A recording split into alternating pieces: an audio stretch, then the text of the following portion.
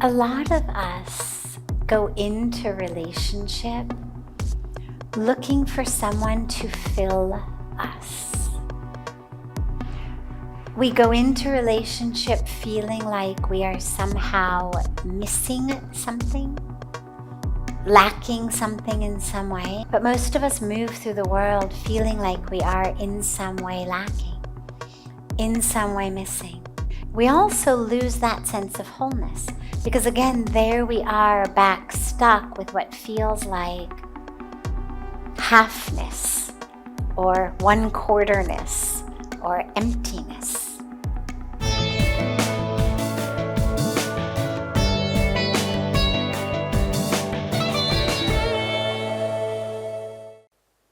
A lot of us go into relationship looking for someone to fill us. We go into relationship feeling like we are somehow missing something, lacking something in some way, and we may not even necessarily be aware of it, but most of us move through the world feeling like we are in some way lacking, in some way missing. And we get into relationship, and it seems like that fills us, completes us.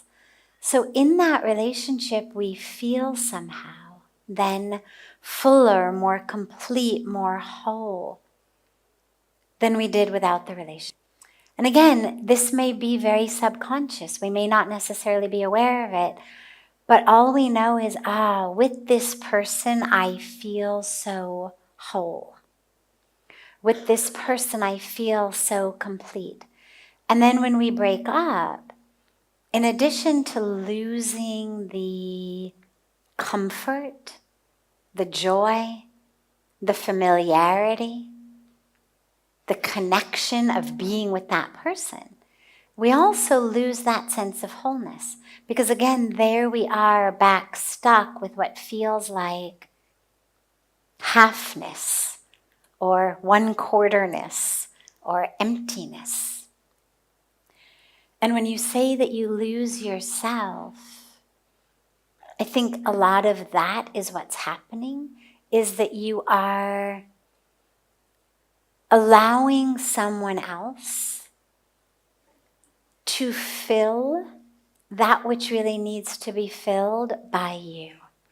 That's why relationship is never meant to be half plus half equals one. It's meant to be 1 plus 1 equals 1. In a good relationship, in a healthy relationship, it's 1 plus 1 equals 1, or 1 plus 1 equals 11. But it's never half and half is 1. This is a time for you right now to really ask yourself, what is it that feels like it's missing? The most obvious, of course, are the companionship, the familiarity, the connection. But go deeper. What is it really that is making this so difficult? What part of you feels like it is no longer available or accessible to you? And that's the part to work on. Because what it means is that's the hole inside of you that the relationship is filling.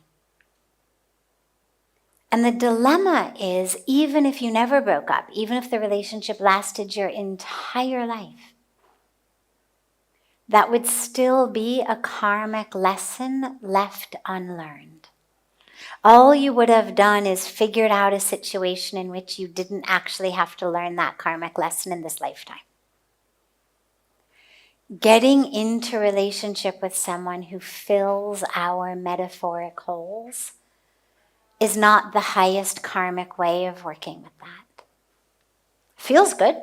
I had a hole, now it's full. Life is good. But that's not on the deepest level. The deepest level is the awareness that I'm not actually lacking anything. I don't actually have holes. This is just my false way of understanding them. It may be something I've internalized. It may be something I heard directly or indirectly in my youth. Parents, family of origin, teachers.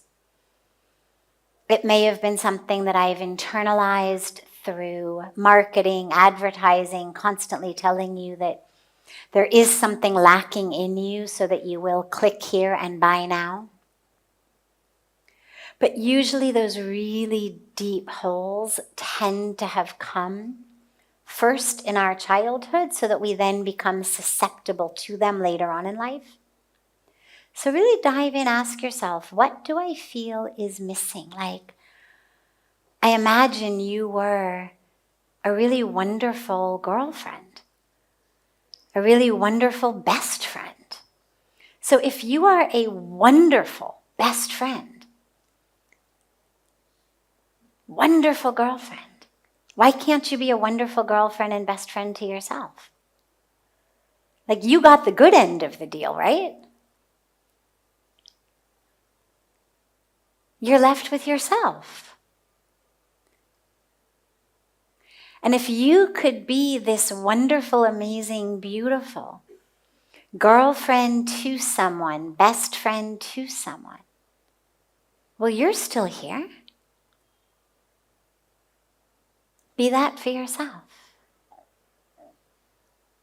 And really help yourself understand on a deep level, hey, I'm not lacking. So allow this time to be your time to re-find yourself. You said you had lost yourself. You allowed yourself to get lost in the relationship. Well, there's nothing wrong with merging into love. It's beautiful. Nothing wrong with I becomes we. It's beautiful. It's the power and the beauty of relationship. But it's something that we should be able to hold on to, even if that physical person is no longer there. Because remember, the love that you have is still in you. Your loved one is no longer in this relationship. But your internal love manufacturing plant, that I call it, doesn't have to shut down. The love is in you. You're the one who's manufacturing that love inside. The love manufacturing plant is in you. He or she decided for whatever reason in their own karmic journey that they needed to walk away from this relationship.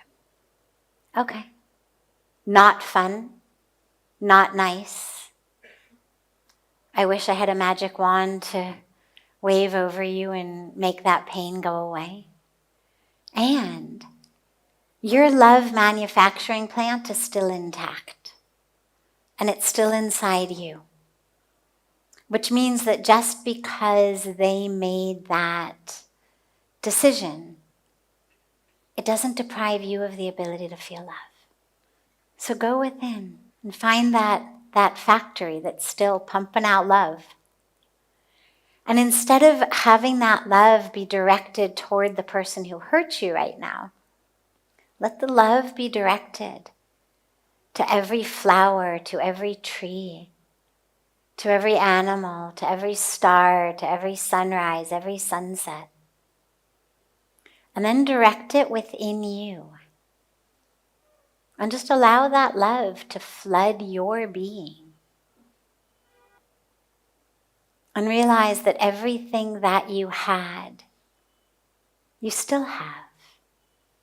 Other than just the actual companionship with that person. But you haven't lost you. There's nothing of you that isn't there. And this is your opportunity to rediscover the wholeness and fullness of yourself. So that when you enter into relationship again, you do so as a holy as in Holy, rather than, Holy, rather than a holy as in filled with holes being. You are holy, Holy, you are whole, Whole, not full of holes.